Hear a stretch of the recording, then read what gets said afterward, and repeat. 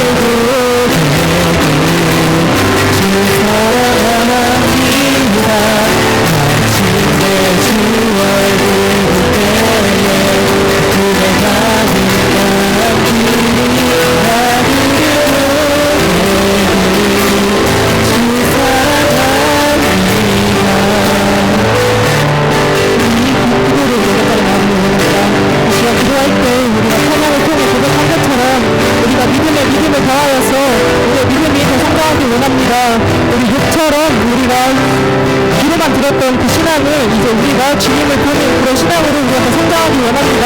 그런 우리가 될 수 있도록 주님 우리 인도해 주시옵소서. 기도하겠습니다.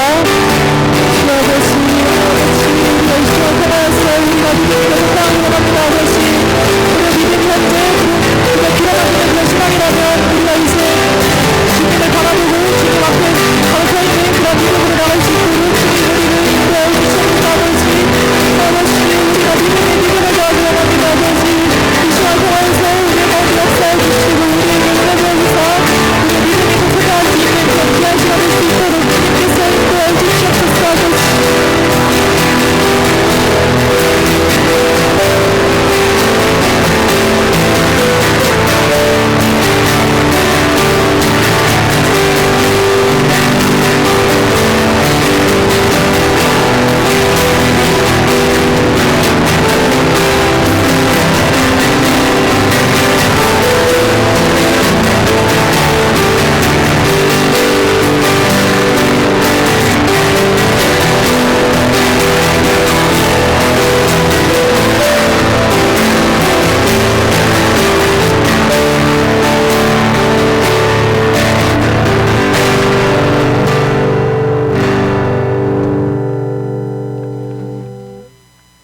시간이 되었으므로 11월 첫째 주 AKM 예배를 드리겠습니다. 앞서 한 주간의 삶을 돌아보고 우리의 죄를 고백하는 참회에 기도하는 시간을 갖겠습니다.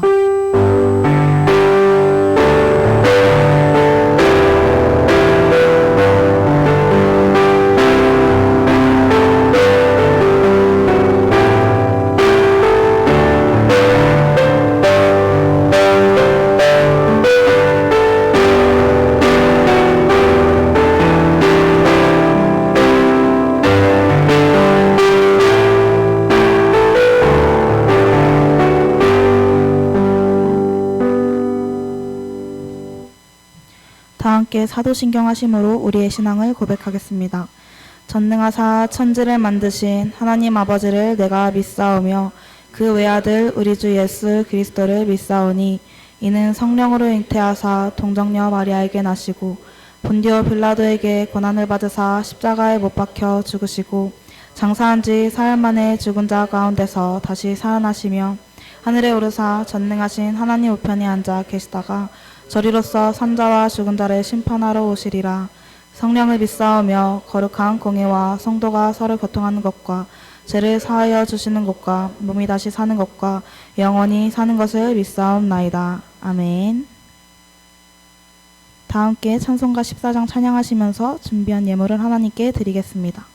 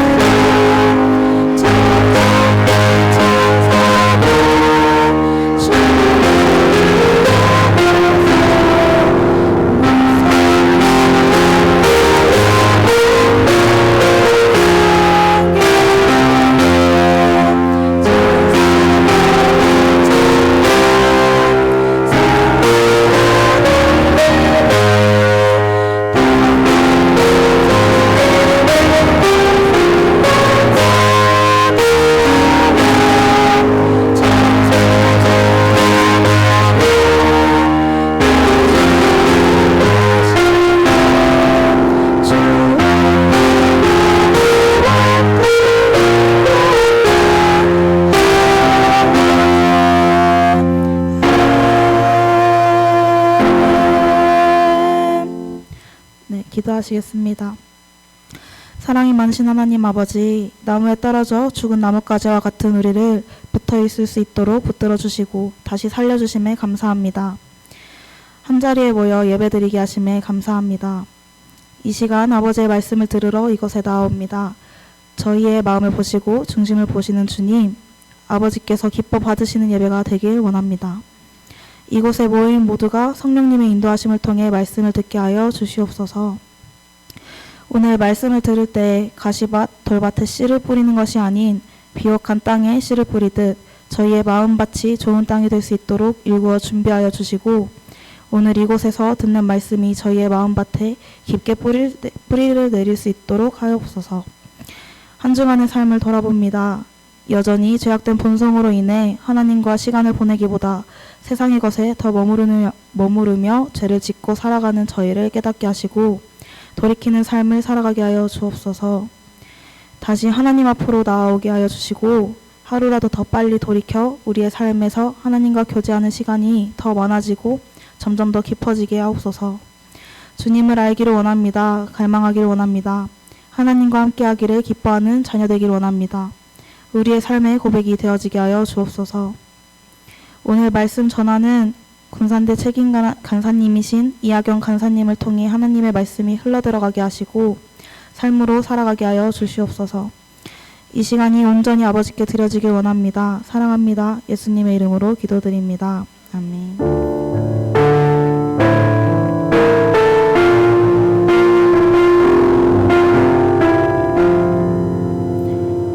오늘 우리에게 주신 하나님의 말씀은 누가복음 15장 11절에서 32절 말씀입니다.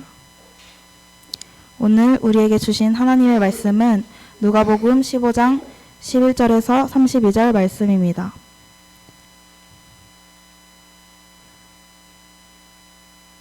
다 찾으신 줄 알고 교독하시겠습니다. 또 이르시되 어떤 사람에게 두 아들이 있는데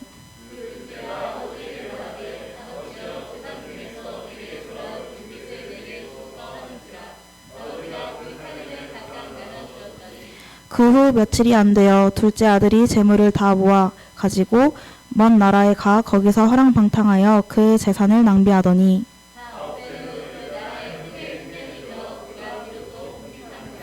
가서 그 나라 백성 중 한 사람에게 붙여 사니 그가 그를 들로 보내어 돼지를 치게 하였는데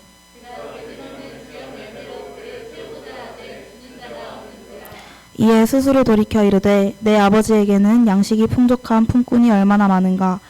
나는 여기서 주려 죽는구나.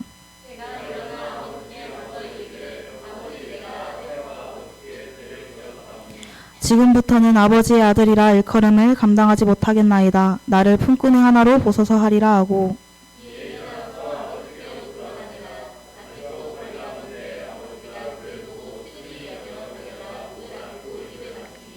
아들이 이르되 아버지 내가 하늘과 아버지께 죄를 지었사오니 지금부터는 아버지의 아들이라 일컬음을 감당하지 못하겠나이다 하나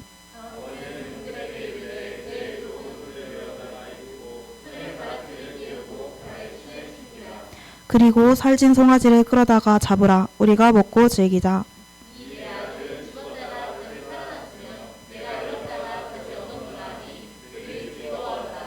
맏아들은 밭에 있다가 돌아와 집에 가까이 왔을 때 풍악과 춤추는 소리를 듣고 대답하되 당신의 동생이 돌아왔음에 당신의 아버지가 건강한 그를 다시 맞아들이게 되므로 인하여 살찐 송아지를 잡았나이다 하니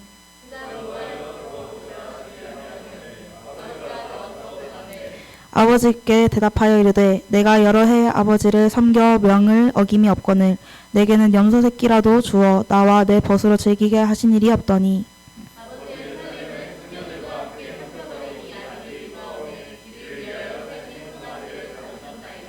아버지가 이르되 예 너는 항상 나와 함께 있으니 내 것이 다 내 것이로되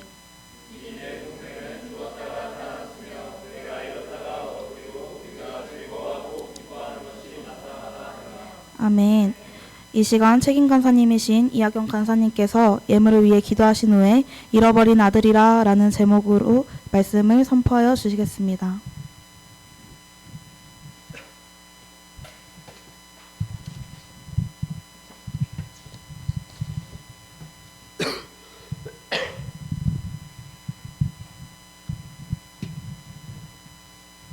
자, 우리 기도하고 우리 같이 말씀 보도록 합시다. 거룩하신 하나님 감사합니다. 우리가 이 시간에 함께 모여서 또 함께 예배하게 하시니 감사합니다. 우리가 이 예배로 나아갈 때 하나님 앞에 또 헌금을 준비하여 드립니다. 하나님, 드려지는 모든 손길 가운데 하나님을 찬양하는 마음과 그 자기의 일부를 드리는 그 마음들을 하나님께서 받아주시고 또 그 쓰여지는 곳마다 하나님의 귀한 열매들이 이 땅 가운데도 맺혀질 수 있도록 은혜 더하여 주시옵소서. 특별히 이 시간에 우리가 하나님의 말씀을 들을 때 하나님의 말씀의 원리를 깨닫고 우리가 이 땅 가운데서 하나님의 놀라우신 일하심들과 그 사랑하심을 깨닫는 귀한 지혜가 있기를 소망합니다. 하나님 인도하여 주시고 말씀하여 주옵소서. 주간을 좀 믿사오며 거룩하신 예수 그리스도의 이름으로 기도드렸습니다. 아멘. 자, 여러분 반갑습니다. 오늘은 여러 사람들이 있는데 놀랍게도 또 몇 명이 더 온다고 하죠. 오기 전에 또 한 명이 더 온다는 소식을 또 들었습니다. 그 사람은 손에 뭐 또 있다. 아무튼 참 은혜롭고 참 귀하고 감사하다는 생각이 듭니다. 그래서인지 그 어렵고 어려웠었던 요아스 이야기, 아하스 이야기를 끝내고 이런 왕들의 이야기를 끝내고 그래도 한번 봤었던 기억이 있는 잃어버린 아들 이야기가 나오게 됩니다. 그래도 한 번쯤은 봐서 좀 그때보다는 부담감이 좀 덜죠? 네. 오늘 이 말씀을 보면서 이 말씀을 통하여서 우리 가운데 하시고자 하는 말씀의 뜻이 무엇인지, 또 우리는 그러면 이것을 통하여서 어떻게 생각하고 나아가야 할지를 생각해 볼 수 있는 귀한 시간들이 되어졌으면 좋겠습니다. 예전에 우리 지금 이제 그 찬양 축제를 지금 준비하고 있죠. 찬양 축제 때 이거에 대한 극을 한 적이 있었습니다. 기억나나요? 형제방에서 했었던 것 같은데 그때 저희 둘째 아들이 제였던 것 같은데 저 둘째 아들, 네, 카지노라뇨. 네, 맞아요. 그거 맞아요. 진호를 카지노라고 부르는 줄 알고. 그래. 아무튼 그래서 그때 형이었었던 누구였지 그때? 우리 최영수 씨가 형이었고 동생이었었던 아무튼 국진호 씨 이야기를 그때 했었는데 또 아는 사람만 아는 또 옛날 얘기죠. 그렇습니다. 오늘 말씀을 같이 보면서 한번 생각해 보았으면 좋겠습니다. 오늘 뻔히 아는 내용이지만 한번 그래도 다시 한번 생각해 보면서 나아갔으면 좋겠습니다. 오늘 둘째 아들에 대해서 이야기하고 있습니다. 어떤 가정에 잘 살고 있었던 그 아버지와 아들 둘, 다른 사람도 있었겠지만 등장하진 않아서 잘 모르겠지만 어떤 그런 가족들이 있었는데 그 가족 가운데 둘째 아들이 이제 담대한 마음으로 와서 이야기하죠. 네, 돈 주세요. 이렇게 이야기하는 거잖아요. 근데 와서 아들이 돈을 달라 합니다. 그러면 여기서 돈을 달라 하는 경우는 무슨 의미냐면 기본적으로 유산을 달라는 거예요. 자기가 맡기고 적금을 들었던 돈이 아니거든요. 알바를 해서 모아놓던 돈이 아니라 내 유산을 받겠다고 이야기하는 겁니다. 그래서 이 유산을 달라는 얘기는 무슨 의미입니까? 아버지가 중요하지 않고 아버지의 재산이 필요합니다. 아버지의 재산이 필요합니다. 특히나 여기서 나오는 이 살림이라는 이야기가 나오거든요. 몇 절이죠?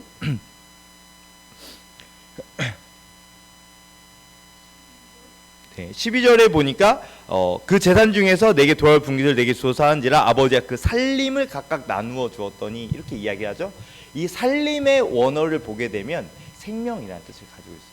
그러니까 아버지께서 나누어 주었는데 그 나눠주는 것이 단순히 재산만 나눠주는 것을 넘어서 자기의 생명을 나누어 줬다라고 표현을 하는 겁니다. 근데 여러분의 한번 생각을 가지고 한번 해보세요. 아버지에 가서 제가 받을 유산을 남겨주세요 라고 이야기를 하면 여러분의 아버지는 어떻게 반응을 할까요? 어이가 없어 할 수 있겠지만 이때 시대에는 아버지의 권위는 거의 하나님 다음입니다. 그렇기 때문에 이런 이야기를 하면 사실 폐륜이에요, 폐륜. 그래서 어떻게 보면 많은 폭력과 또 욕설과 그리고 쫓겨나는 것이 당연한데 그렇지만 이 아버지는 뭐라고 하냐면 자기의 생명까지 나누어 준 것처럼 이야기를 합니다. 이 땅을 이때에는 그 모든 재산이 현금으로 들고 있는 게 아니에요. 돈 좀 세요. 네, 주식 팔아서 이렇게 주고 이런 게 아니죠. 뭘로 돼 있습니까? 모든 돈은 땅으로 되어져 있어요. 땅. 그렇다는 얘기는 뭐냐면 그에게 재산을 나눠주려면 이 땅을 어떻게 해야 돼요? 팔아야 되는 거예요. 땅을 나눠주는 게 아니라 땅을 팔아서 주는 겁니다. 어떠한 마음인지 알아야 돼요. 아버지를 찢어 주십시오. 아버지의 당신의 삶을 찢어 주십시오. 라는 이야기인 거죠. 그랬더니 아버지는 아무 말 하지 않고 기꺼이 그것을 내어주게 됩니다. 자, 그리고 나서 결과적으로 이 동생은 바로 가가지고 그 카지노에 가서 즐겁게 이 모든 것을 다 탕진하고 또 착취까지 당합니다. 나중에 보면 그 돼지 쥐염 열매를 먹는다고 하는데 아시다시피 유대인들은 이 돼지를 싫어합니다. 왜냐하면 부정한 동물이거든요. 그 레위기에서 보게 되면 정한 동물과 부정한 동물을 이야기하는데 정한 동물은 두 가지를 할 수 있어야 돼요. 뭐하고 뭐죠? 하나는 되새김질이에요. 하나는 발이 굽이 나눠져 있어야 돼요. 그래야지만 이게 정한 동물이 되게 됩니다. 그렇다면 예를 들면 이런 거예요. 소는 정한 동물입니까? 부정한 동물입니까? 정한 동물. 왜냐하면 발굽이 갈라져 있고 되새김질 하니까. 돼지는 부정한 동물이에요. 굽이 갈라져 있으나 되새김질을 하지 않으니까. 토끼는 부정한 동물이에요. 굽이 갈라져 있지 않아서 되새김질 하지. 그러니까 약간 이런 것처럼 그거에 맞는. 그래서 염소, 양, 소 이 정도가 이제 보통 정한 동물. 그래서 이것을 보통 제사로 드리고 또 이렇게 하는데 돼지는 가까이 하지 않습니다. 우리는 돼지를 점심에도 먹고 저녁에도 먹고 내일도 먹고 모레도 먹지만 여기서는 그렇지 않습니다. 그런데 돼지를 치는 이 유대인인데 돼지를 치고 있다고 하는 거예요. 돼지를 치고 있는데 돼지가 먹는 사료를 먹으려고 했으나 그마저도 없는 엄청 비참한 이야기를 하게 됩니다. 이렇게 되자 이 아들이 방법을 찾는 거예요. 이대로 안 되겠다 해서 방법을 찾는데 그 방법이 어디에 나와 있는지 한번 같이 봅시다. 자, 16절. 그가 쥐염 열매로 배를 채우려고 했으나 주는 사람이 없어서 대책을 세워야겠다 해서 17절 대책을 세우는 겁니다. 같이 읽어봅시다. 시작. 이에 스스로 돌이켜 이르되 내 아버지에게는 양식이 풍족한 품꾼이 얼마나 많은가? 나는 여기서 줄여 죽는구나. 먼저는 뭐냐면 깨달았어요. 내 상황이 비참하다 라는 걸 깨달았어요. 그러면서 지금 이제 18절 19절에서는 이 깨달은 걸 가지고 아버지한테 가서 이렇게 이야기해야겠다라고 계획을 세워요. 계획. 어떤 계획이냐 한번 같이 읽어봅시다. 시작. 내가 일어나 아버지께 가서 이르기를 아버지 내가 하늘과 아버지께 죄를 지었사오니 지금부터는 아버지의 아들이라 일컬음을 감당하지 못하겠나이다. 나를 품꾼의 하나로 보소서 하리라고. 그러니까 이렇게 한 거야 안 한 거야? 안 한 거야. 그러니까 계획을 세운 거예요. 내가 지금 줄여 죽겠다. 나는 이제 먹을 것도 없고 나는 이게 굶어 죽을 것 같다. 가서 이렇게 이야기해야지 라고 이야기한 거예요. 뭘 이야기하면 첫 번째는 지금 이 사람이 뭐라고 하는 거예요? 나를 품꾼의 하나로 보소서라고 이야기를 해요. 그 얘기는 품꾼이 되겠다는 뜻입니까? 품꾼이 되지 않겠다는 뜻입니까?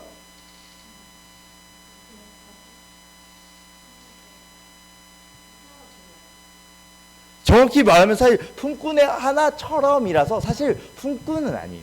품꾼은 아니고 품꾼은 아니지만 가서 뭐라고 하냐면 첫 번째는 내가 아버지께 죄를 지었습니다. 이 죄를 지었기 때문에 제가 아들이라 일컬음은 받지는 못하고 그렇기 때문에 제가 가서 어떻게 하냐면 품꾼의 하나처럼 하겠습니다. 그럼 품꾼이라는 거예요? 아니라는 거예요? 아니라는 거예요. 품꾼은 뭐 하는 거냐면 거기서 1급을 받고 거기서 사는 사람이 이제 품꾼인데 자기는 그런 품꾼이 되겠다는 게 아니라 아들의 위치에 있을 수 없으니까 제가 돈을 벌고 아버지 밑에서 일을 하면서 제가 아버지께 그 폐륜을 저지르고 나왔었던 그 죄들을 또 탕진했었던 저의 돈들을 제가 갚아가겠습니다. 제 이런 문제들을 제가 해결해 보려고 하겠습니다. 저를 좀 받아만 주십시오 라는 뜻인 거죠. 그래서 이러한 계획을 세우고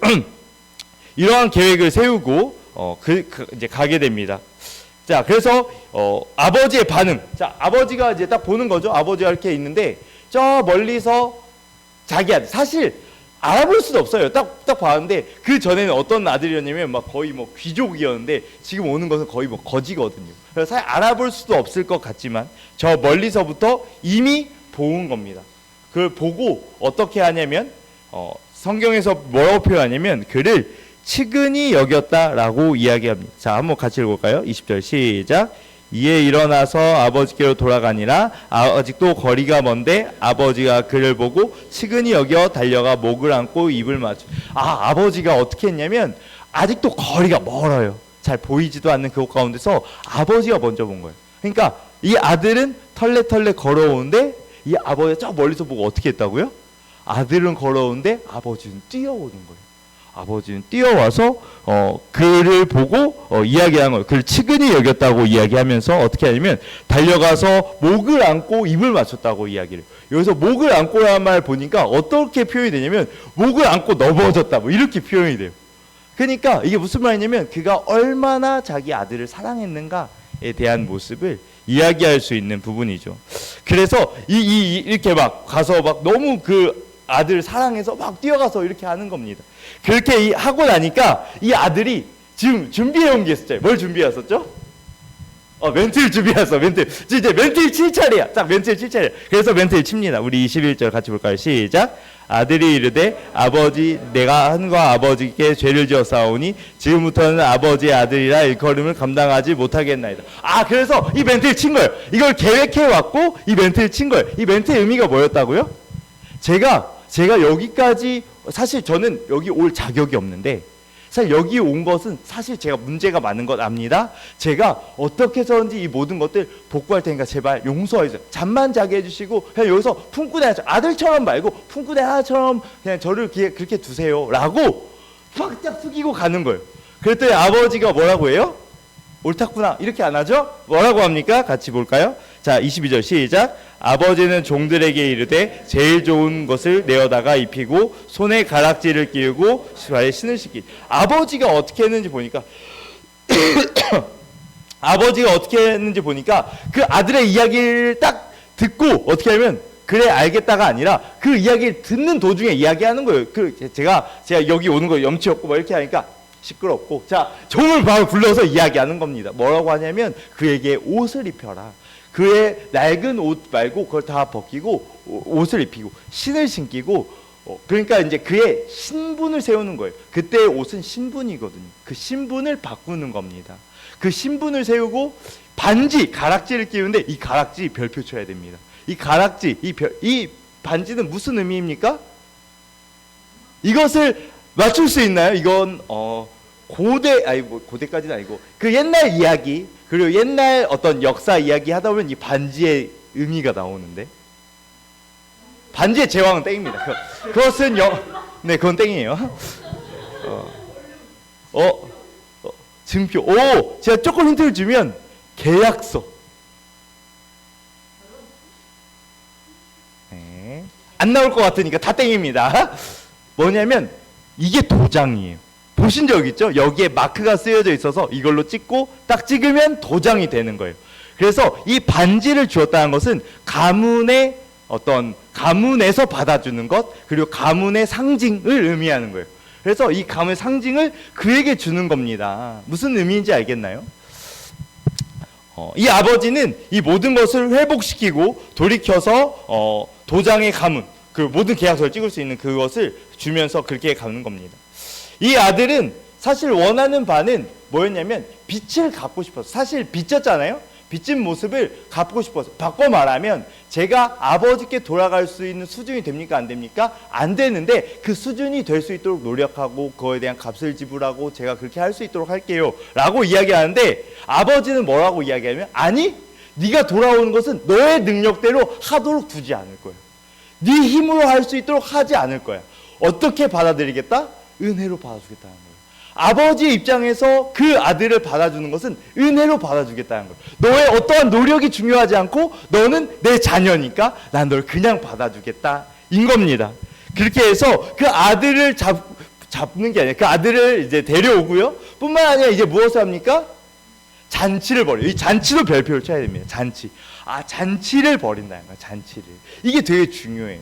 잔치를 벌인다는 것은 여기서 잔치는 기본적으로 여기서 어떤 걸로 지금 요리를 하죠? 살찐 송아지죠. 이때 음식 잘 먹었을 때인가요? 못 먹었을 때인가요? 진짜 막 거의 먹을 수 없는 굴비 보고 아무튼 그럴 때 시대는 말이지. 근데 먹을 것이 없는 그 시대에 살찐 송아지를 잡았다는 것은 사실 이것을 이렇게 보여집니다. 마을 행사. 그러니까 그냥 딱 아들과 둘이서 먹는 잔치가 아니라 여러 명을 불러서 함께하는 그러한 잔치인 거죠. 그래서 모든 사람이 함께 기뻐하고 즐거워하고 그의 모습을 회복시키고 그래서 이렇게 돌아와서 딱 되어지는 이야기입니다. 자, 어떤가요? 이 이야기를 지금 예수님께서 이야기를 하고 계신 거거든요. 이 이야기를 하는 거예요. 실제로 있었던 이야기가 아니고요. 이것을 설명하면서 여러 가지 비유를 통해서 이야기하는데, 그래서 사실 오늘 제목이 잃어버린 아들이지만 사실 여러분 거기 보면 잃어버린 아들 뭐라고 써 있어요? 비유. 잃어버린 아들 비유. 그러니까 이야기야. 예수님께서 그들에게 이야기를 해주고 있는 거예요. 이 이야기를 해줬을 때 그 사람들이 들었을 때 반응은 어떨까요? 말이 되나? 이러면서 그러면서도 감동이 되네. 돌아오니까 받아주고 저걸 또 이해해주고 저렇게 가는구나 라고 하면서 흐뭇 그래도 해피엔딩 흐뭇 치지 않아요. 이 전체 이야기를 끝날 때의 그 사람들의 반응은 그렇지 않았을 것이라고 보여요. 왜냐하면 오늘 방금 이야기했었던 것은 어디까지 하냐면 24절까지 했습니다. 그런데 아직 끝났어요? 안 끝났어요? 안 끝났어요. 이 이야기까지가 일부예요. 일부. 여기까지가 일부야. 아직 다 안 끝난 거예요. 다음 이야기가 있어요. 사실 예수님께서 하시고자 하는 얘기는 이 부분이 아니에요. 이 부분이 아니라 다음 얘기가 있어요. 하고 싶은 얘기가 있어요. 그 이야기를 함께 보려고 합니다. 자, 이 상황 가운데 막 잔치를 벌이고 막 이렇게 즐거워하는 가운데 불편하게 바라보는 한 사람이 나타납니다. 누구죠? 형입니다. 형. 그죠? 우리 언제나 형은 나쁘지 않아요. 저는 형이라서 보통 형은 제가 생각해도 나쁜데 아무튼 형이죠. 자, 형이 나오는데 이곳에 보니까 이 상황을 어떻게 알게 되었냐면 그래요. 맏형은 지금 맏아들은 뭐 하고 있냐면 뭐 하고 있었어요? 밭에 있다. 밭에서 뭐 하고 있었습니까? 유튜브 보고 있었을까요? 아니겠지. 여기서 뭐 하고 있었어? 일하고 있었어. 그 둘째 아들은 다 재산 말아먹고 왔는데 아들은 뭐 하고 있었다고? 일하고 있었어. 일하고 있었다가 집에 왔을 때 보니까 그러니까 아까 말했잖아요. 그냥 단순히 그냥 우리끼리 도란도란 나누는 게 아니라 오세요, 여러분 다 오세요 해서 하는 잔치였단 말이에요. 그 잔치 가운데 죄송합니다.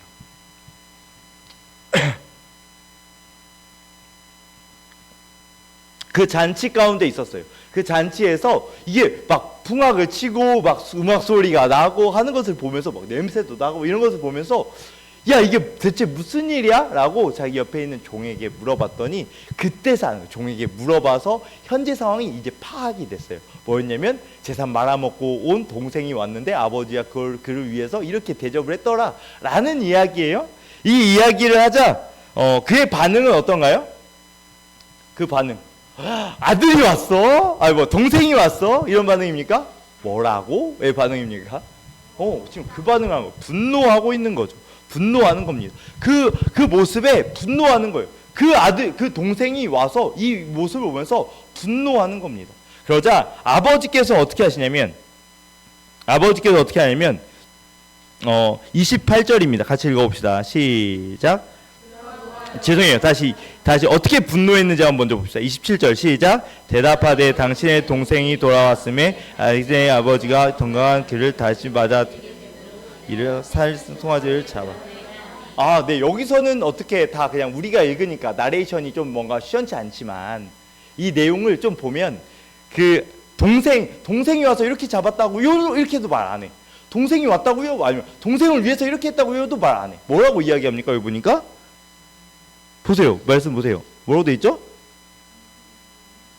당신의 동생이 돌아왔음에 당신의 아버지가 건강한 그를 맞았다. 지금 뭐라고 이야기하는 거냐면 그 저의 동생이 아니라 당신의 아들이 왔는데 이렇게 해요. 당신의 아들이 왔는데 그것 때문에 이렇게 하는 거예요. 이렇게 이야기한 겁니까? 지금 어떤 상황이냐면 매우 거의 뚜껑 열린 상태인 겁니다. 무슨 말인지 알겠죠?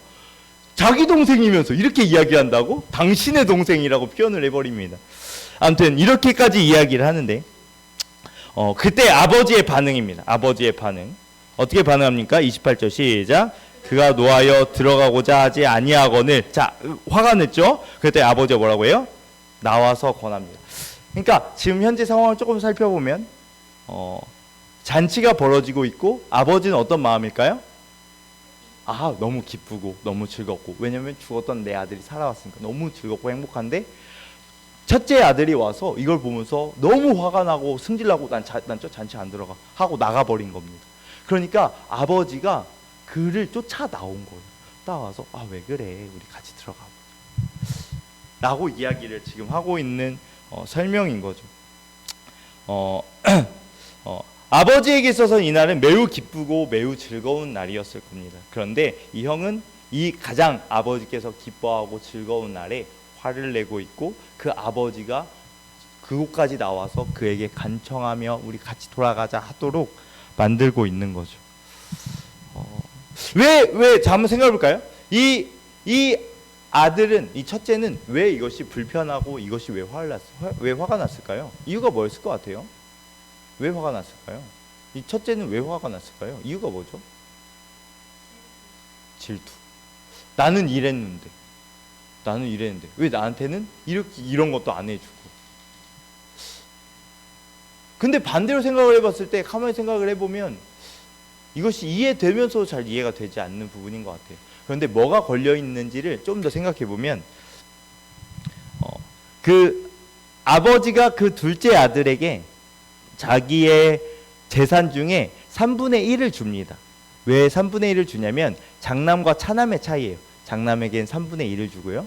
그 다음에 차남에게는 그 한 3분의 1을 주고, 또 더 있어 그거에 또 나눠서 줘요. 그래갖고 장남이 거의 3분의 1을 다 가져가는 겁니다. 그래서 이렇게 갖게 되는데 자기 동생이 이걸 다 가져가서 쓴 거예요. 그리고 그 동생이 그렇게 말아먹고 왔는데 아버지께서 어떻게 하냐면 살찐 소화 뭐 이런 것들을 막 하면서 사실 엄청난 비용을 들이는 거 아니겠습니까? 마을 사람들 같이 불러서 하는 엄청난 비용을 들이는데 그 비용이 누구 거예요? 내 거인 거예요. 생각해보면 그 모든 유산은 아버지가 돌아가시면 내가 다 받아야 할 나의 유산인 거예요. 근데 아버지는 이 유산을 가지고 그 동생을 먹이는 거죠. 그 돈을 팡팡 쓰는 거죠. 이 모습을 가지고 분노한다라는 겁니다. 그래서 아까 이야기했던 것처럼 아버지의 그 가장 감동적이고 감사한 그날에 이 아들은 와서 아버지를 간청하게 만들고 화를 내고 있죠.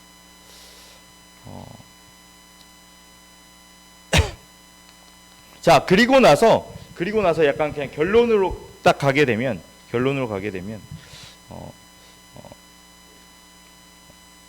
그런 이야기를 합니다. 이제 다시 돌아왔으면 좋겠다. 이 모든 것이 너를 위한 것이 아니냐. 사실 원래 너가 사실 이렇게 동생이 죽었다 살아났기 때문에 너가 기뻐하고 즐거워하는 것이 마땅하다라고 이야기를 하거든요. 그러면 이 형이 뭐라고 대답을 해야 할까요? 사실 너는 이 모든 것이 다 네 거였고, 그리고 이 동생이 죽었다가 살아왔으니까 너는 당연히 기뻐해야 되지 않겠냐라고 하면 이 형이 대답을 뭐라고 해야 될까요? 그 대답을 하기 전에 이야기가 끝납니다. 거기까지가 끝이에요. 형의 이야기는 더 이상 듣지 않습니다. 거기서 끝나고 그냥 여기서 이야기를 끝내는 거죠.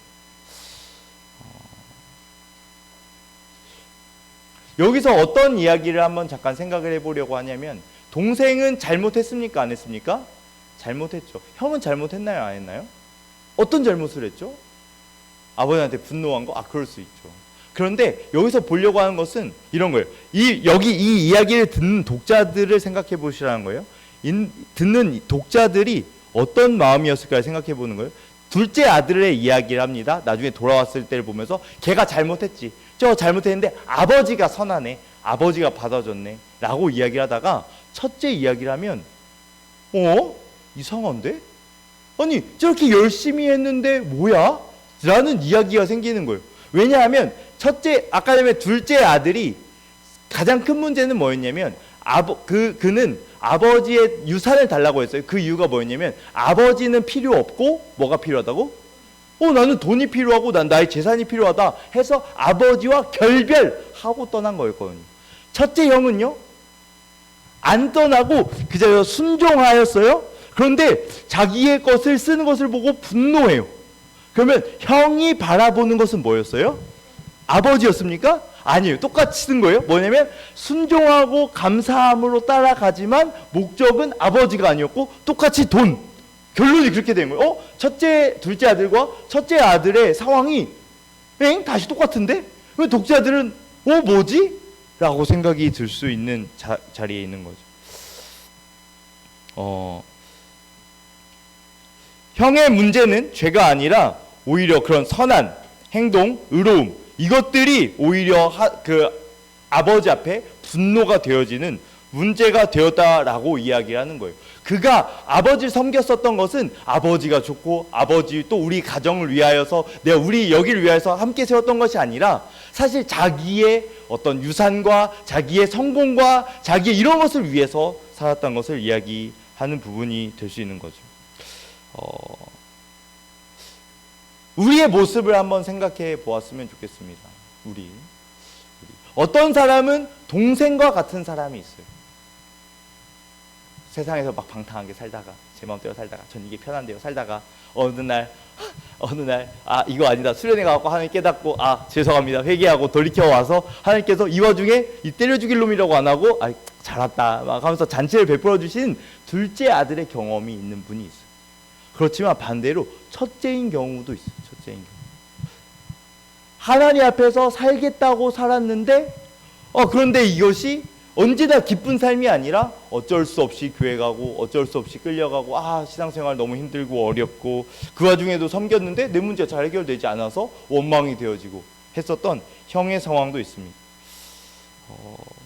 왜 문제가 되냐면 이 형의 신앙은 어떠한 신앙이면 이런 거죠. 하나님께 열심히 하고 노력하고 순종도 하고 교회도 나가고 기도도 하고 예수도 섬기고 그러면서 기도하는 거죠.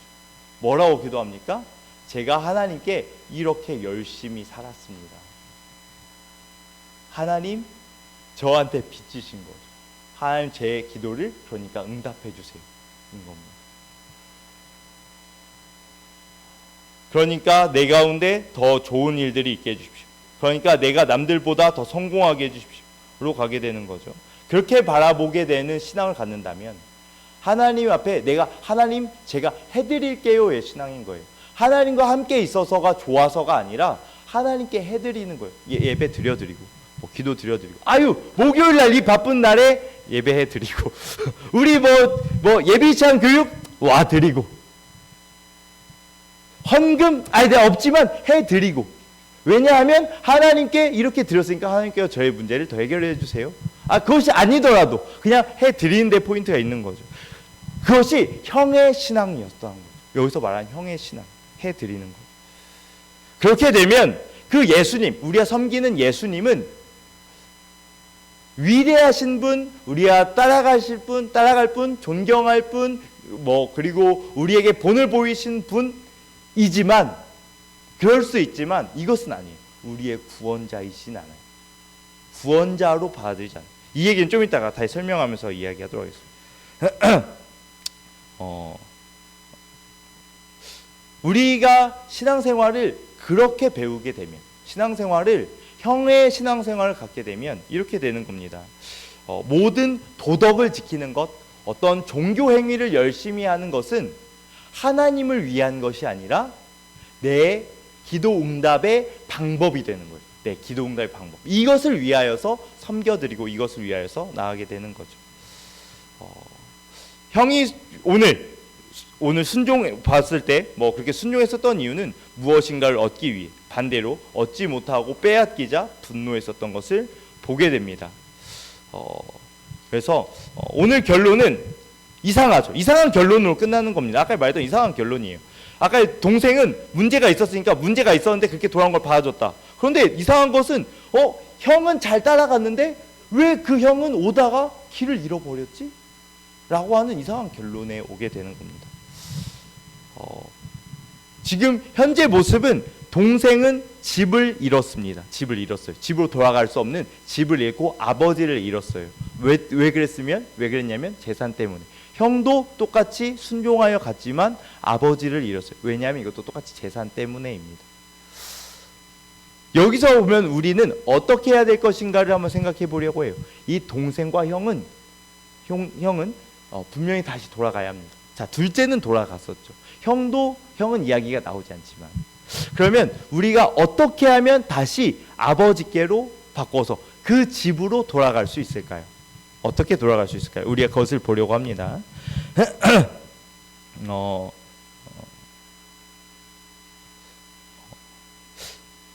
어떻게 돌아가냐면 첫 번째는 둘 다 똑같았습니다. 지금 오늘 제목 뭐였죠? 잃어버린 아들. 사실 한 글자가 빠졌어요. 그 비슷한데 두 아들이에요. 두 아들. 잃어버린 두 아들. 사실 두 아들입니다. 그러니까 둘째 잃어버린 아들이었지만 둘째만 있는 게 아니라 첫째도 잃어버린 상태. 그러니까 두 아들인 거예요. 잃어버린 두 아들. 어떻게 해야 돌아올 수 있는가? 첫 번째는 이것부터입니다. 하나님께서 먼저 시작하신다는 거예요. 하나님께 먼저 사랑하셨다는 거예요. 어떻게 했냐면 그 둘째 아들이 돌아왔을 때 아버지께서 어떻게 했다고? 뛰어오셔서 제가 이렇게 할게요. 준비했었던 멘트를 날릴 때 입을 딱 막고 막 가락지 끼워주고 막 이렇게 옷을 입히시는 것으로 먼저 하셨던 하나님. 뿐만 아니라 이 형이 돌아왔을 때 잔치를 거부하고 안 들어가요. 아이 기분 나빠요 라고 하고 있을 때 어떻게 했죠? 아버지가 와서 그에게 권하고 다시 또 간청하고 나중에까지 또 설득해서 같이 가자고 이야기해요. 언제나 하나님께서 먼저 오신다는 거예요. 우리가 넘어져 있고 하나님을 떠나 있는 그 상황 가운데 하나님께서 먼저 오신다라는 겁니다. 두 번째는, 이게 첫 번째였고요. 두 번째는 회개해야 된다라는 거죠. 회개. 어저께 이야기했었는데 회개가 뭐였습니까? 그렇죠. 죄의 고백이 아니라, 저 이제 졌고 쟤 미워했고 쟤 좀 아무튼 그렇게 생각했고 뭐 이런 죄가 아니라 어떤 거냐면 돌아가는 것. 하나님께로 잘 돌아갈래요. 이게 회개입니다. 저 죄를 졌습니다가 아니라 저 다시 아버지께로 돌아갈래요. 이게 회개인 거죠. 둘째 아들은 그걸 한 거예요. 아버지께로 다시 가야겠다. 이게 회개인 거예요. 그가 잘못했다고 고백해서가 아니라 아버지께로 가야겠다. 내가 여기서 죽겠다. 아버지께로 돌아가면 내가 살 수 있겠다라고 고백하는 그 자리가 회개의 자리인 거예요. 회개를 하는 겁니다. 자, 그리고 오늘 핵심으로서 보려고 하는 세 번째 이야기를 하려고 합니다. 세 번째 이야기. 이것이 있어야 됩니다. 이것이 오늘의 핵심이에요. 이것이 있어야 우리가 집으로 돌아갈 수 있습니다. 이것을 알려면 좀 더 내용을 봐야 되는데 오늘의 문맥을 좀 보려고 합니다. 자, 우리 11절 다시 한번 읽어볼까요? 11절 시작. 또 이르시되, 자 여기까지예요. 뭐라고요? 또 이르시되. 그러니까 또 이르시되니까 그 전부터 있었어, 이야기가.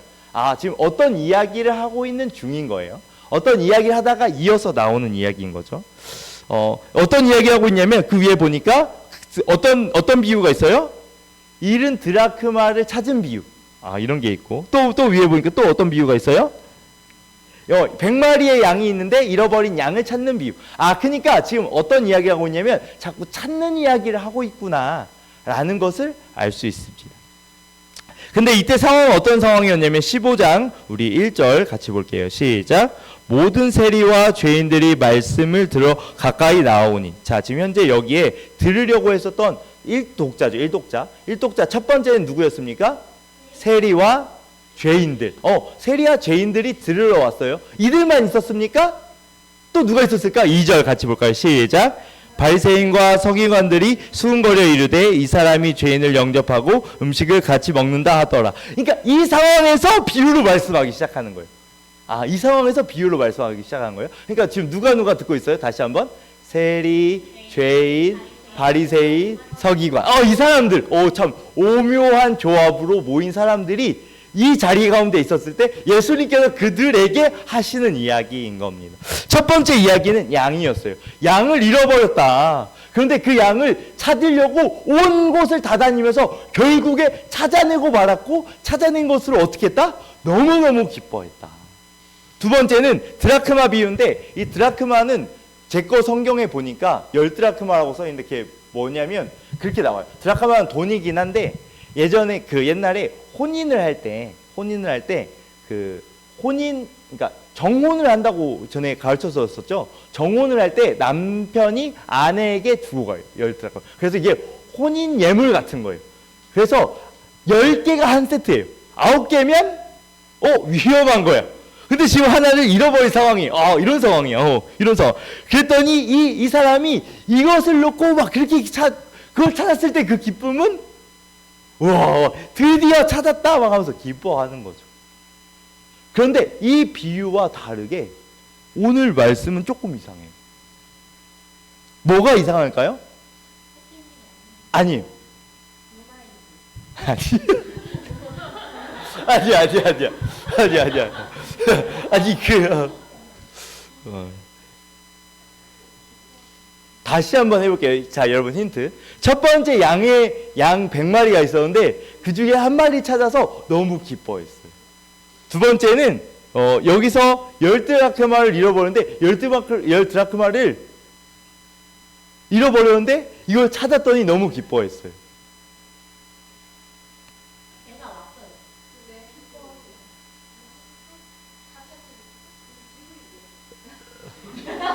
설교 때 반말하시면 안 돼요. 마지막은 뭐냐면 잃어버린 양을 찾는 자가 있었고 드라크마를 잃어버린 것을 찾는 사람이 있었습니다. 그런데 오늘 보니까 이 둘째 아들이 잃어버렸는데 둘째 아들 찾는 사람은 있었나요? 아니요. 사실 혼자 왔거든요. 스스로 돌아왔어요. 그러니까 사실 여기서 하고자 하는 것은 잃어버린 자를 찾는 것이 드러나지 않았다는 거예요. 사실 세 번째, 아까 전에 이야기했던 세 번째 세 가지, 집으로 돌아온 세 가지를 이야기했는데 첫 번째는 뭐 해야 된다? 하나님께서 먼저 일하셔야 된다. 그죠? 두 번째는 회개해야 된다 이야기했는데 세 번째가 중요하다 했는데 세 번째는 찾는 사람이 있어야 한다라는 이야기 하려고 합니다. 찾는 사람이 있어야 한다. 그런데 아무도 찾지 않았다는 겁니다. 아무도 찾지 않았어요. 그러면 바꿔 생각해 볼까요? 이 나간 아들을 아무도 찾지 않았어요. 그러면 생각해 봅시다. 누가 찾았어야 할까요? 아빠?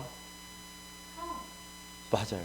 오늘 지금 이야기하려고 한 것은 원래 형이 찾으러 갔어야 했다라는 거예요.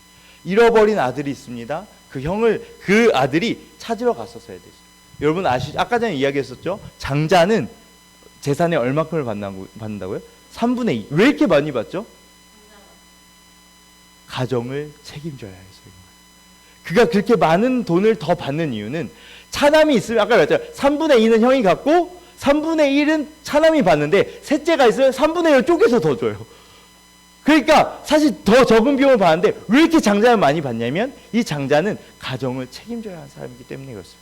동생을 잃어버렸습니다. 이 동생은 누가 찾으러 가야 된다고요? 형이 찾으러 가야 되는 거예요.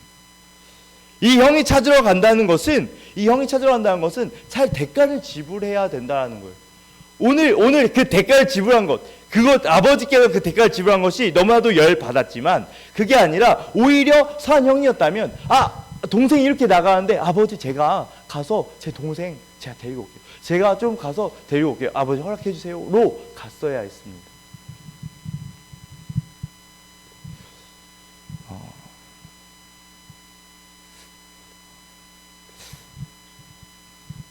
자, 이 얘기를 다시 한번 해보면 그 동생이 다시 아까 전에 자기 몫을 챙겨서 갔었고 지금 다시 돌아왔죠.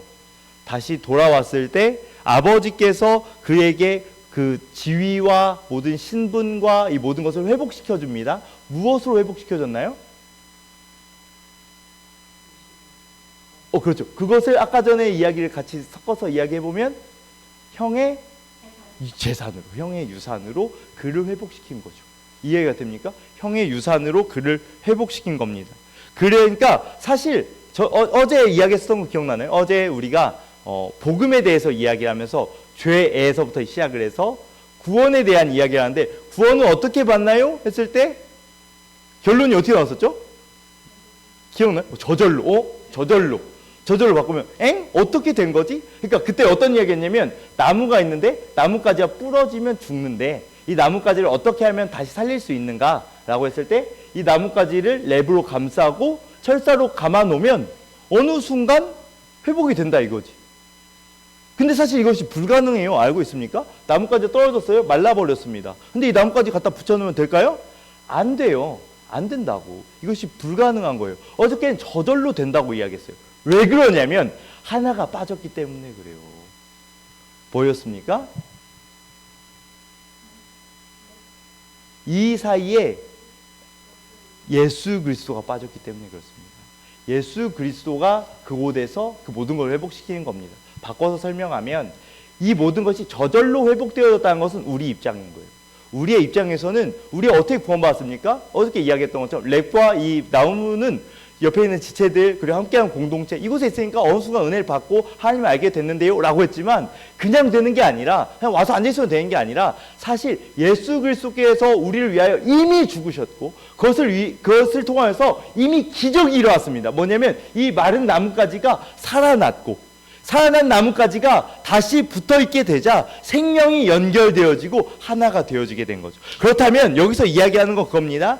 동생의 입장에서 공짜로 그곳에 복음으로 다시 집에 돌아왔지만 사실 알고 보면 그냥 돌아온 것이 아니라 뭐가 있었다고?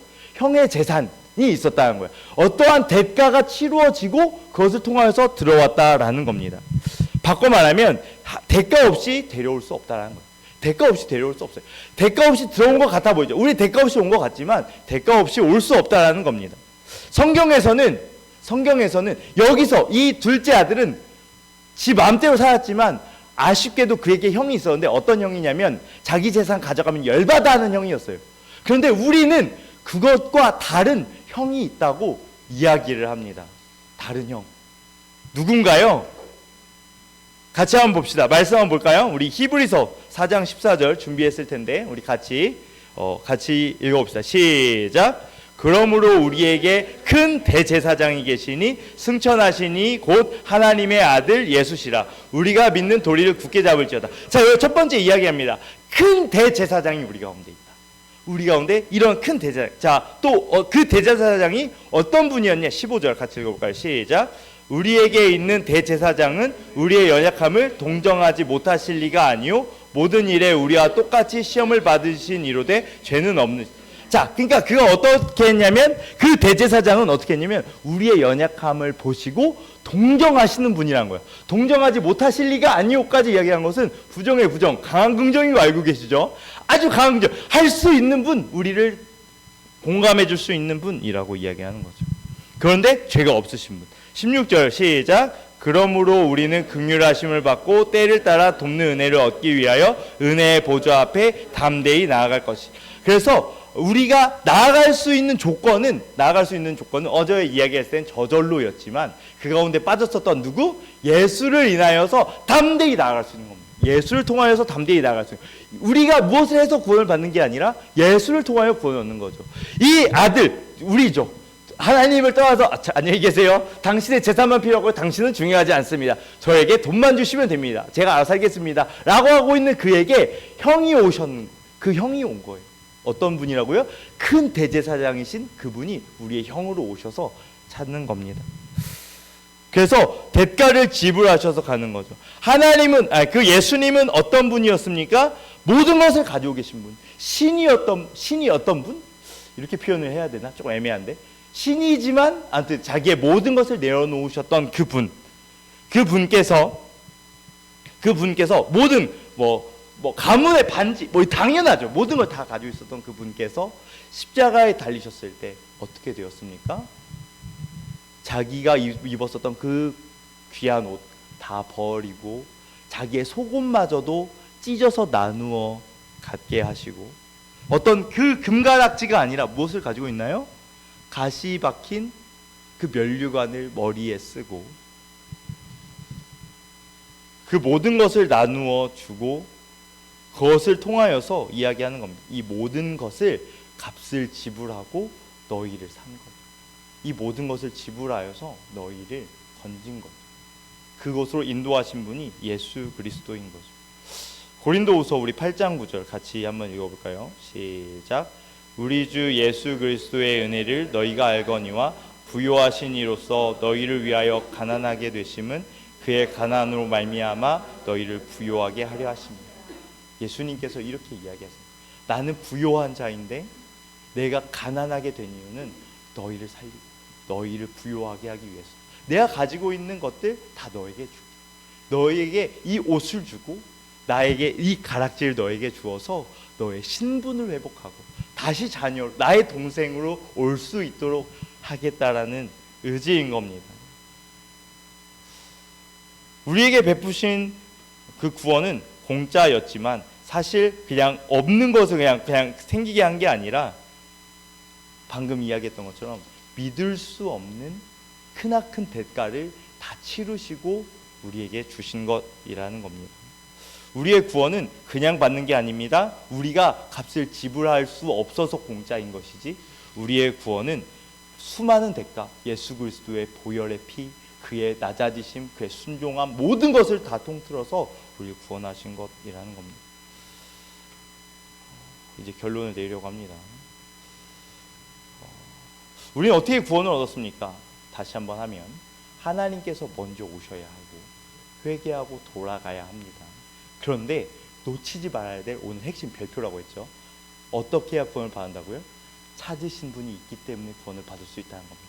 우리가 노력해서 내가 돌아갔기 때문에가 아니라, 내가 노력했기 때문에가 아니라 예수 그리스도께서 기꺼이 자기의 모든 대가를 치루어서 우리 찾아내고야 마셨기 때문에 우리가 구원을 받았다고 이야기를 하는 겁니다.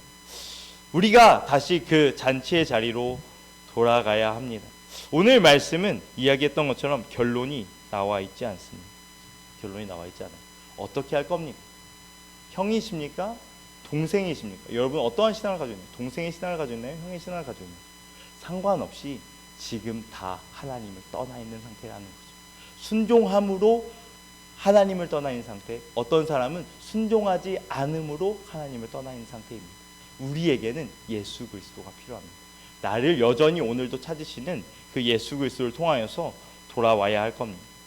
세상에 있는 것으로 우리가 회복을 하길 원하고, 어떤 세상에 있는 돈, 세상에 있는 직장, 즐거운 일, 이런 것들로 나의 모습이 회복되어지길 원한다면 아니요, 될 수 없습니다. 그러면 그것을 통하여서 계속 찾아간다면 우리는 계속 갈급하여질 겁니다. 예를 들면 목이 마르다고 바닷물을 계속 마시는 것 같아요. 목이 마르니까 옆에 있는 콜라만 계속 마시는 거예요. 당장 뭔가 해결되는 것 같지만 더 큰 갈증들을 야기시키죠. 어떻게 해야 하냐면 집으로 돌아와야 합니다. 아버지와 계신 집으로 돌아와야 합니다. 그래야지만 해결이. 다 같이 그 하나님 앞에로 돌아왔으면 좋겠습니다. 우리 가운데 진짜 큰 형이 있기 때문에 그렇죠. 우리가 그 하나님 앞에 예수 그리스도의 보혈로 열어놓으신 그 십자가의 보혈의 길로 다시 돌아갔으면 좋겠습니다. 우리 이 시간에 같이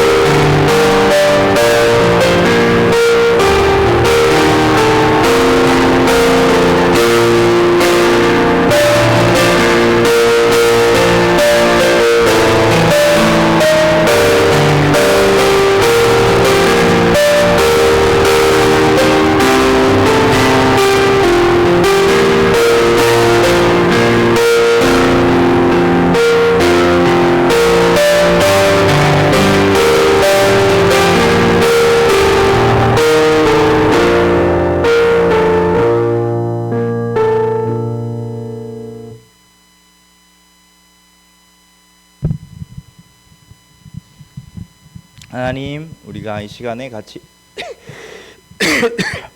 같이 말씀을 봅니다.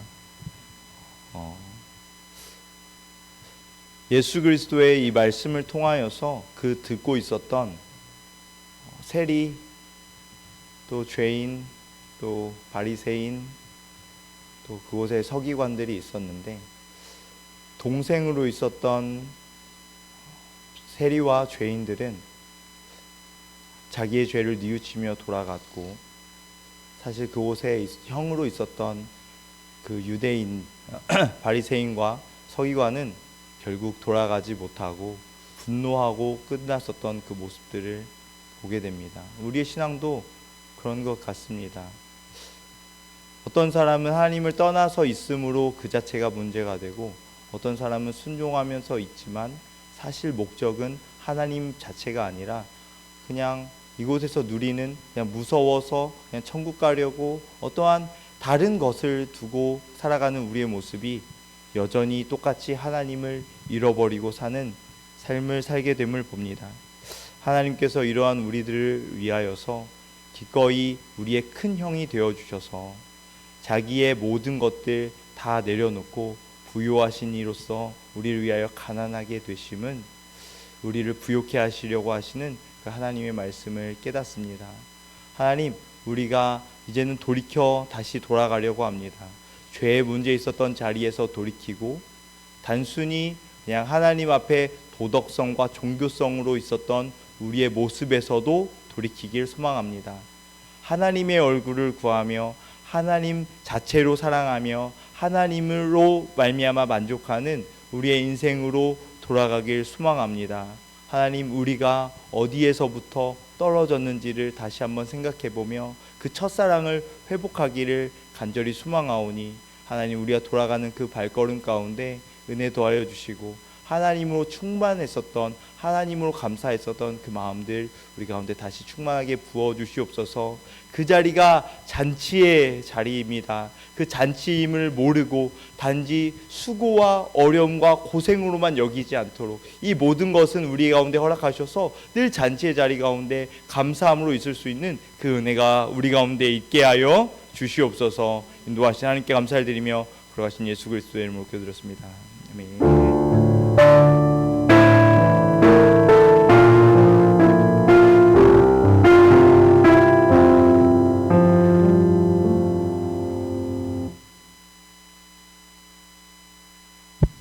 성교의 성가 2절 찬양하도록 하겠습니다.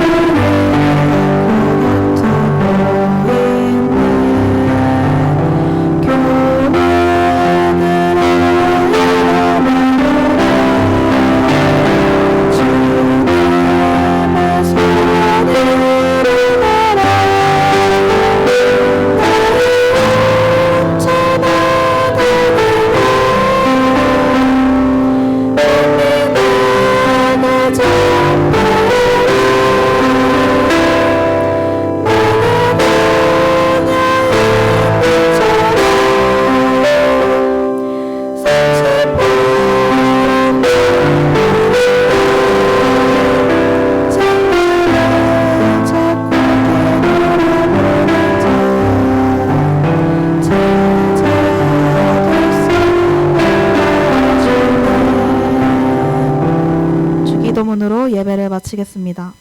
하늘에 계신 우리 아버지여, 이름이 거룩히 여김을 받으시오며 나라가 임하옵시며 뜻이 하늘에서 이루어진 것 같이 땅에서도 이루어지이다. 오늘날 우리에게 일용할 양식을 주옵시고 우리가 우리에게 죄 지은 자를 사하여 준 것 같이 우리 죄를 사하여 주옵시고 우리를 시험에 들게 하지 마옵시고 다만 악에서 구하옵소서. 대개 나라와 권세와 영광이 아버지께 영원히 있사옵나이다. 아멘.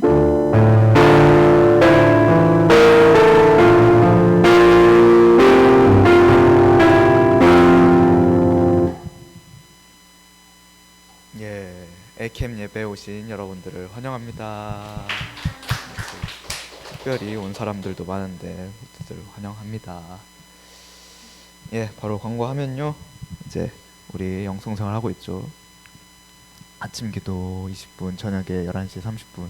사실 이제 예지교 한다고 막 과제로 뭐 개인 기도 몇 분씩 하는데 이대로만 따라간다면 못할 거 하나도 없습니다. 예, 말씀도 이제 매일 찬조사님이 올려주고 있는데 영상으로 같이 봤으면 좋겠고, 문담송 20번씩 큐티도 이런 시간에 하니까 잘했으면 좋겠습니다. 또 이제 우리 또 빙고도 하고 있죠. 뭐 빙고도 물론 뭐 영성 생활과 다 맞는 건 아니지만 그래도 다 같이 하자는 마인드로 잘 해보도록 합시다. 예. 이제 찬양 축제 있죠. 이제 점점 다가와서 벌써 11월이 돼가지고 이번 달 말에 합니다. 거지만 3주 좀 더 남았는데 열심히 준비해서 잘 해봅시다. 네. 그리고 CM이죠. CM은 이제 다음 주에는 주제 강의가 있습니다. 이제 찬조사님의 주제 강의가 있으니까 이제 다 같이 와서 잘 들어봤으면 좋겠고, 그 다음 주에는 CM이 따로 모여서 하기보다는 찬양 축제 연습으로 이제 각자 나눠져서 할 거니까 이제 찬양 축제 준비하면서 CM을 했으면 좋겠습니다. 예, 이제 문단암송 오늘 또 바뀌었죠. 꽤나 길던데 오늘도 3번 읽어보도록 합시다. 시작. 여호와께 찬송을 부를지어다. 기쁨으로 여호와를 섬기며 노래하면서 그의 앞에 나올지어다. 여호와의 하나님인 줄 너희는 알지어다. 그는 우리를 지으신 이유 그의 것이니 그의 백성이요 그의 기르시는 양이로다. 감사함으로 그 문을 들어가며 찬송함으로 그의 궁정에 들어가서 그에게 감사하며 그의 이름을 송축할지어다. 여호와는 선하시니 그의 인자가 인정하고 그의 성실하심이 대대에 이르리로다. 온 땅이여 여호와께 즐거운 찬송을 부를지어다. 섬기며 노래하면서 그의 앞에 나갈지어다. 여호와가 우리 하나님인 줄 너희는 알지어다. 그는 우리를 지으신 이시오 그의 백성이요 그의 기르시는 양이로다. 감사함으로 그의 문에 들어가며 찬송함으로 그의 궁정에 들어가서 그에게 감사하며 그의 이름을 송축할지어다. 여호와는 선하시니 그의 인자하심이 영원하고 그의 성실하심이 대대에 이르로다. 온 땅이여 여호와께 즐거운 찬송을 부를지어다. 기쁨으로 여호와를 섬기며 노래하면서 그의 앞에 나아갈지어다. 여호와가 우리 하나님이신 줄 너희는 알지어다. 그는 우리를 지으신 이요 우리는 그의 것이니 그의 백성이요 그의 기르시는 양이로다. 감사함으로 그의 문에 들어가며 찬송함으로 그의 궁정에 들어가서 그에게 감사하며 그의 이름을 송축할지어다. 여호와는 선하시니 그의 인자하심이 영원하고 그의 성실하심이 대대에 이르로다. 시편 100편 1절에서 5절 말씀. 아멘. 이제 추가 광고 없으면 8시 45분부터 1시간 반 GPS 하도록 하겠습니다.